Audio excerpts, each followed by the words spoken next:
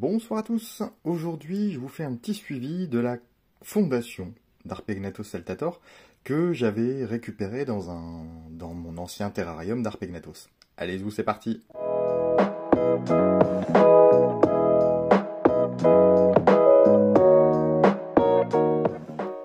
Il y a donc un mois à peu près, j'avais retrouvé quelques ouvrières, on va dire une dizaine d'ouvrières, d'Harpegnathos saltator dans un ancien bac que je déménageais, que je destinais à une autre espèce. J'ai donc récupéré ces fourmis, je vous ai présenté ça en vidéo un peu rapidement parce que je m'attendais pas à les trouver. Je vous invite à revoir cette vidéo, je vous dis il y a un mois à peu près, donc il n'y a pas très longtemps. Et je les ai donc placés dans un petit nid AliExpress. Le petit nid doit faire, je sais pas, il doit faire un peu moins de 10, il doit faire 9 sur 3 cm, avec un petit cache, histoire de me dire, bon, allez, on récupère ces fourmis, je ne sais pas ce que ça va donner, et il y avait 2 larves à ce moment-là. Ce suivi s'est fait, je les ai donc nourris régulièrement, vu qu'il y avait des larves, il fallait donc les alimenter en protéines, donc en petits insectes, tout simplement. On a préparé un bac un peu à l'arrache. Vous le voyez, le ficus, j'avais mis un ficus pumilia, enfin une branche de ficus pumilia qui n'a pas tenu. Pourquoi? Parce que je dois certainement pas les éclairer assez. Ici, c'est pas l'ambiance générale, je les installe pas ici, là c'est juste pour la vidéo. Normalement, elles sont au-dessus du terrarium des Eucophylla. Donc c'est un peu plus chauffé.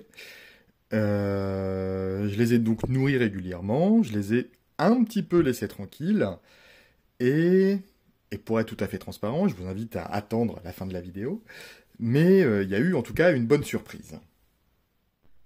Pour celles et ceux qui ne le sauraient pas, Harpegnathos saltator est donc une ponérine qui nous vient d'Inde. Elle est un petit peu plus petite que Harpegnathos venator, qui est beaucoup plus connu et qu'on trouve beaucoup plus sur le commerce. Elle est donc un peu plus petite, mais elle est beaucoup moins timide, et je trouve beaucoup plus colorée. En effet, Venator est totalement noir, alors que Saltator, elle a du brun, du rouge, et elle n'a que l'abdomen qui est noir. Elle a... Enfin, je la trouve sublime, mais après vous me direz, à chaque fois que je fais une vidéo sur une fourmi, je la trouve sublime. Son comportement est beaucoup moins timide que Venator, et franchement, elle est magnifique. Enfin, bon, voilà, on va arrêter là-dessus. Pourquoi Saltator? Parce qu'en fait, un peu comme Venator, mais elle, beaucoup plus, elle peut sauter. Alors ça va, d'après la littérature, entre 2 et 10 cm. C'est rarement, on va dire, pour choper sa proie. Elle le fait, mais c'est un peu moins pour faire sa proie. De toute façon, dès que ça dépasse un bond de 3 cm, je crois, ou 4 cm, les taux de réussite sont vraiment faibles. C'est donc une fourmi qui chasse à vue, qui est, on la voit clairement, elle est faite pour la chasse. Elle se fie, je viens de vous le dire, elle se fie vraiment à la vue pour pouvoir chasser. Et on voit son petit abdomen qui bouge, en fait, un peu comme à la manière d'un félin. Et c'est vraiment un caractère que je trouve juste purement magnifique. J'avais donc une grosse colonie, on va dire, pour cette espèce. J'en connais pas beaucoup, on va dire, en France qui avait une colonie de cette taille-là, depuis 2018. Et, comme évoqué dans la vidéo du mois dernier, je pensais depuis 2018 que la colonie était éteinte. J'ai donc récupéré les ouvrières, enfin les petites ouvrières, parce que c'est une fourmi qui fonctionne un peu comme ici chez nous en France, à Phaeinogaster senilis, par bouturage. Il peut donc y avoir scission au sein de la même colonie pour créer une colonie annexe à côté via des gamergates. Là, je m'y attendais pas. Pourquoi? Parce que je n'avais qu'une seule colonie tout simplement dans mon bac. Et en fait, je pensais pas qu'il y aurait de la fécondation intranidale. Donc je me suis dit, bon allez, on sait jamais, on va pas foirer une espèce pareille, et on va la tenter de la mettre dans un petit bac, et de suivre un petit peu plus, mais cette fois dans un nid semi-artificiel, quoi, clairement dans le nid artificiel, pour pouvoir les suivre et voir l'évolution. En termes d'installation, je les ai donc mis dans une toute petite cuve 10-20-20, Antstore ou Antcube, c'est le même site, avec un nid artificiel, je viens de vous l'évoquer. Ce qu'on voit là, ce sont des colamboles. Il y a pas mal de colamboles à l'intérieur. Pourquoi? Tout simplement pour que ça serve de détritivore et qu'on évite de voir des acariens. On voit un petit peu les individus à l'intérieur. Après là, il y a un reflet rouge un peu crado, mais je vous avais dit qu'il y avait une bonne surprise. Là-bas, on va se mettre en mode macro et je vais vous présenter tout ça. Il y a donc de la condensation sur les vitres. On voit là un petit mille-pattes, je vous en ai déjà parlé, vous savez, les petites zihules qui viennent de Martinique que j'avais récupérées, qui me servent de détritivore. Ça remplace les cloportes tropicaux et ça permet... Putain, la vidéo est vraiment crado, je suis désolé, mais c'est à cause de la condensation. Ça... Voilà, je suis revenu un peu sur l'utilisation des cloportes tropicaux parce que, notamment chez les Camponotus singularis, j'ai vu qu'il y avait beaucoup de pertes de couvain.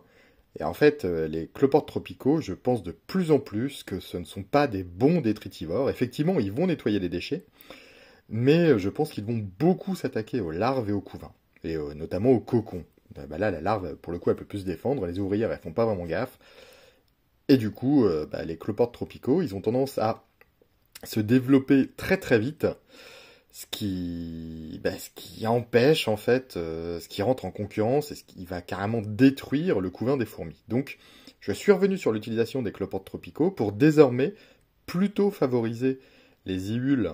Donc là, une petite espèce d'iule de Martinique, hein, une mini-espèce, hein, clairement. L'individu que vous avez vu, il était adulte. Et bon voilà, je digresse un petit peu. Mais donc du coup, j'ai de moins en moins de cloportes tropicaux dans mes bacs.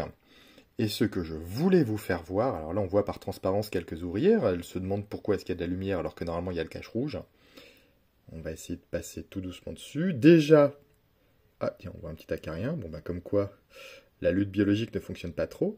Déjà on voit que l'une des larves que j'avais récupérées il y a un mois s'est transformée en cocon. Et si vous voyez bien là sur le côté, qui est bien protégé par une ouvrière, on voit des œufs. Il y a donc eu une ponte, voire même plusieurs je crois, parce qu'il y en avait moins que ça quand j'avais envie de faire la vidéo. Il y a donc eu au moins une ponte chez les saltators, donc c'est à espérer qu'il y ait au moins une gamergate dans le lot. On les voit bien les pontes. Donc il y a une larve qui s'est transformée en cocon. Là, je pense que j'arriverai à avoir l'ouvrière rapidement. Et on voit encore une ponte, donc je suis très satisfait de ce sauvetage. Et c'est une espèce qui est tellement magnifique que j'étais dégoûté quand je me suis dit que j'allais la perdre. Honnêtement, je suis aux anges. Évidemment que je vous donnerai des nouvelles très vite. J'espère que la vidéo vous a plu, même si elle était d'un format très court. Je suis réellement ravi. Bon, il y a 2-3 acariens, mais c'est pas grave. Honnêtement, c'est un terrarium, il y a de la terre, il y a du substrat, c'est logique. Vous n'imaginez même pas à quel point je suis ravi d'avoir ce résultat-là, alors que je n'avais aucun espoir. Je vous dis dans tous les cas à très vite, et j'espère que vous avez passé une bonne vidéo. Allez, ciao!